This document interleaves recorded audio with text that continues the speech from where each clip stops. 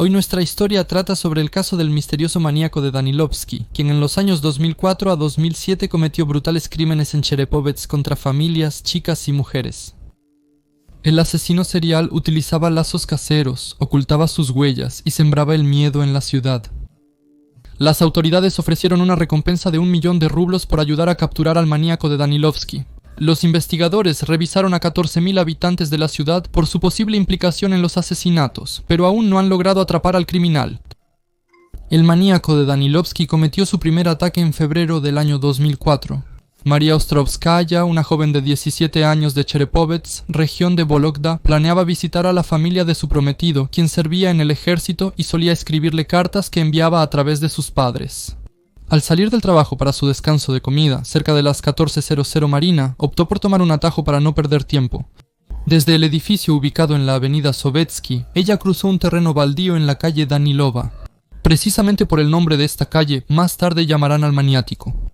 Parecía que la chica no tenía motivos para preocuparse. Ella caminaba durante el día, cuando todavía había luz. Sin embargo, Ostrovskaya nunca llegó a su destino. La alarma la dieron sus padres, preocupados porque su hija no regresó a casa por la noche.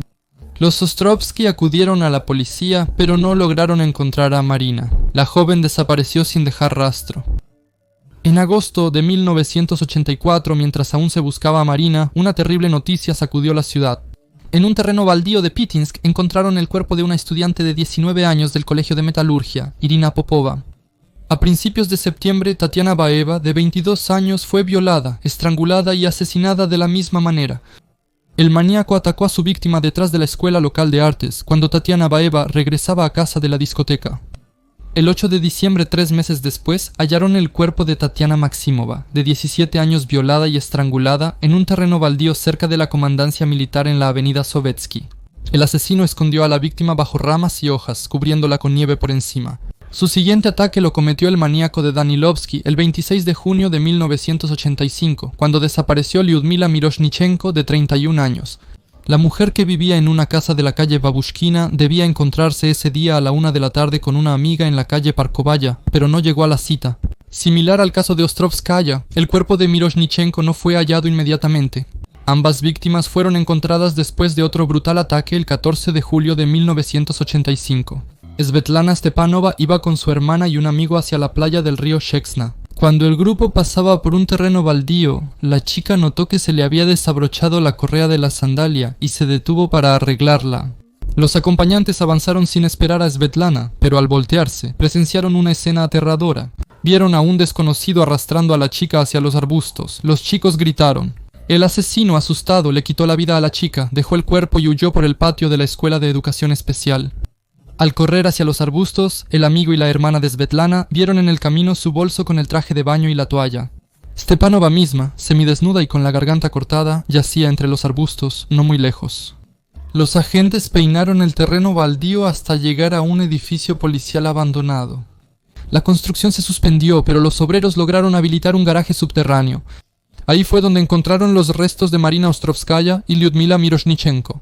El asesino arrojó sus cuerpos en un pozo de concreto y los cubrió con llantas de automóvil. Al inspeccionar el garaje, los agentes notaron unos extraños dibujos pornográficos pintados en las paredes. Al parecer, fueron dejados por el maníaco de Danilovsky. Los policías llevaron al amigo y a la hermana de la fallecida Svetlana Stepanova al departamento. Los detectives esperaban que los testigos pudieran describir la apariencia del maníaco, pero no recordaron bien su rostro y no ayudaron en la investigación. Mientras tanto, los forenses determinaron que Ostrovskaya y Miroshnichenko fueron violadas y estranguladas, y que el maníaco las mató usando una cuerda casera. La pericia genética confirmó que la muerte de ambas víctimas estuvo relacionada con la misma persona. Los investigadores supusieron que el maníaco de Danilovsky podría haber vivido cerca de los terrenos baldíos donde ocurrieron los crímenes. Los detectives revisaron a varias decenas de hombres que vivían en la calle Danilova. Se tomaron muestras de escritura y sangre a todos los sospechosos para determinar el ácido desoxirribonucleico. Durante la investigación, se verificó la participación de 14.000 habitantes de Cherepovets en los asesinatos. Varias personas fueron detenidas tras las verificaciones, pero el maníaco de Danilovsky no estaba entre ellas. Enviamos pruebas a diferentes peritajes más de una vez, pero el proceso es largo porque los laboratorios están en distintas ciudades. En un laboratorio de Ivanovo se descubrió que un perito fue arrestado por aceptar un soborno. Los detectives consideraron que el asesino serial, al saber que lo buscaban, pudo haberse mudado de Cherepovets a otro sitio. También se suponía que el maníaco de Danilovsky podía recurrir a un truco y entrar a la cárcel por algún delito menor para no levantar sospechas. Los investigadores parecían estar cerca de la verdad. El asesino desapareció por 2 años y los habitantes de Cherepovets se aliviaron. En el verano de 2007, el maníaco de Danilovsky salió nuevamente de cacería. El 11 de junio, la estudiante de 17 años Natalia Sokolova caminaba por la zona boscosa cerca del puente Oktyabrski. La joven iba al muelle cerca de la base de esquí, a orillas del Shixna, un sitio de descanso frecuentado por pescadores y lugareños. Faltaban solo unos minutos para llegar al muelle cuando Natalia llamó a sus padres, que la esperaban en la orilla, y les dijo que pronto llegaría. Pero el tiempo pasaba y la joven no aparecía. Los padres preocupados de Sokolova intentaron llamar a su hija, pero su teléfono estaba apagado. Entonces se apresuraron a la policía y de inmediato varios patrulleros acudieron al lugar de los hechos. Los agentes, con palos en mano, se alinearon hombro con hombro y peinaron la zona boscosa en cadena. 15 minutos después encontraron el cuerpo de la joven. Ella había sido violada y asesinada. Resultó que a Natalia solo le faltaban 15 metros para llegar a la orilla en el momento en que el maniático la atacó. Al interrogar a posibles testigos, los detectives encontraron a un hombre que, según él, vio a una persona extraña con ropa sucia y gafas. Pasaba cerca del lugar donde hallaron el cadáver de la estudiante asesinada. A simple vista, el delincuente tiene más de 30 años, probablemente hasta 50, mide alrededor de 180 centímetros, es de complexión robusta, tiene el cabello corto y en la zona de la nuca presenta pequeñas calvas o algunas áreas con canas. Una de las características más notables que describió el testigo fue que el maníaco tenía una mirada nublada. Lleva tus resultados y encuesta a los estudiantes y profesores de la Escuela de Educación Especial ubicada al lado del edificio policial abandonado.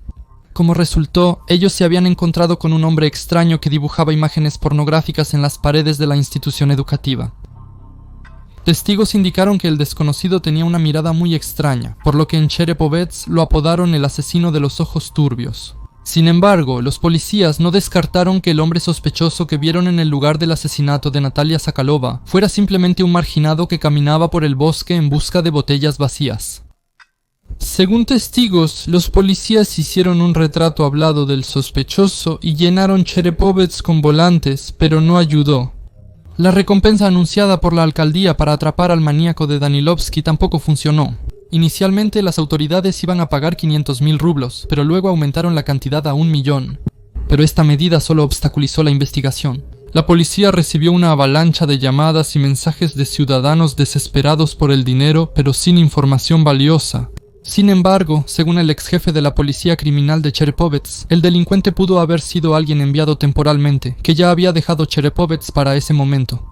Tenemos su ácido desoxirribonucleico, las alertas sobre él se han enviado por toda Rusia, pero no ha llegado ninguna información de que nuestro criminal haya aparecido en algún lugar.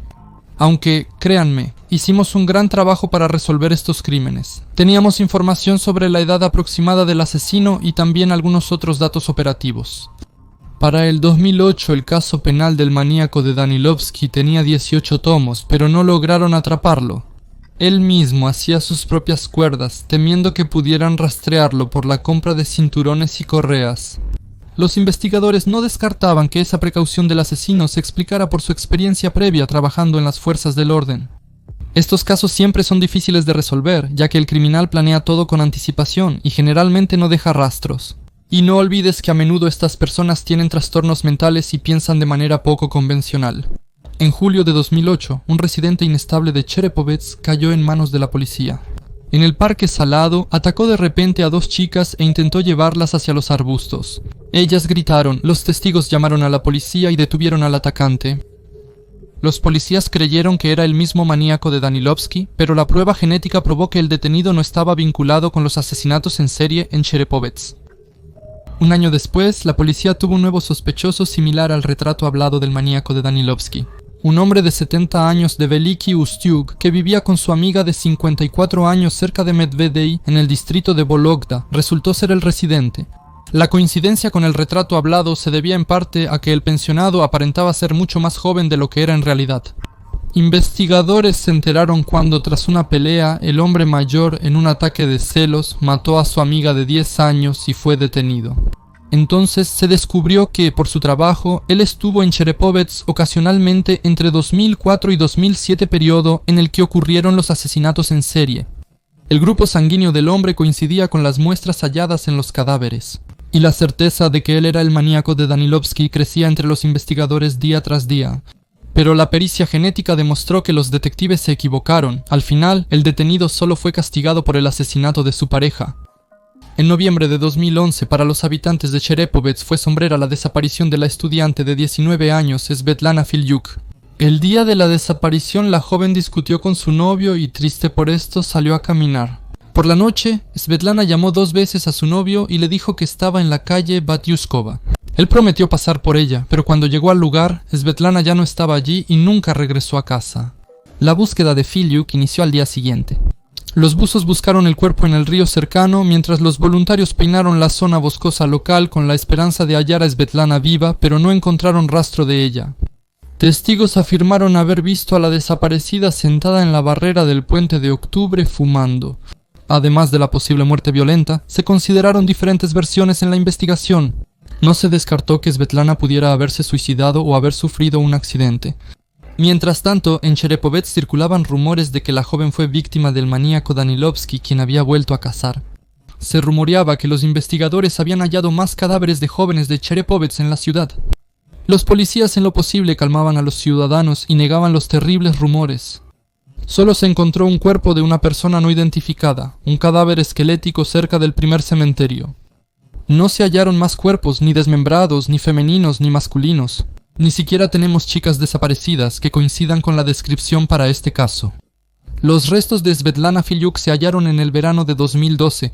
Inicialmente, los voluntarios hallaron los jeans y zapatos de Filiuk al rastrear de nuevo las cercanías de la avenida Oktyabrski. Sin embargo, las cosas pertenecían a la desaparecida de Cherepovets. Los rescatistas no lo supieron de inmediato. Poco después, los voluntarios encontraron un hoyo poco profundo donde yacía el cuerpo de Svetlana cubierto con ramas de álamo. Evidentemente, el asesino aprovechó los arbustos vacíos que crecían a lo largo de la avenida Oktyabrski, arrastró allí a la chica, la violó y la estranguló.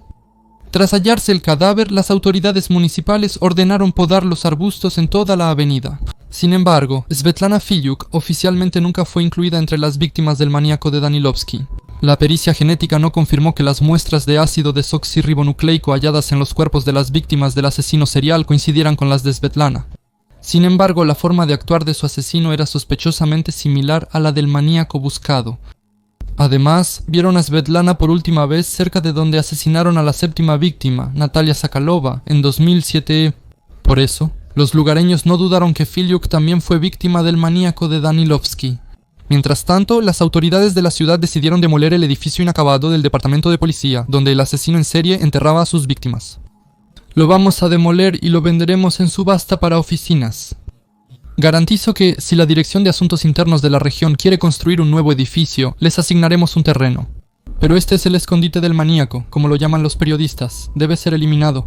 A pesar de que durante la investigación se consideraron unas 20 versiones, se interrogaron a 1.200 personas y se realizaron alrededor de 180 peritajes. Hasta ahora, las autoridades no han logrado dar con el rastro del maníaco de Danilovsky.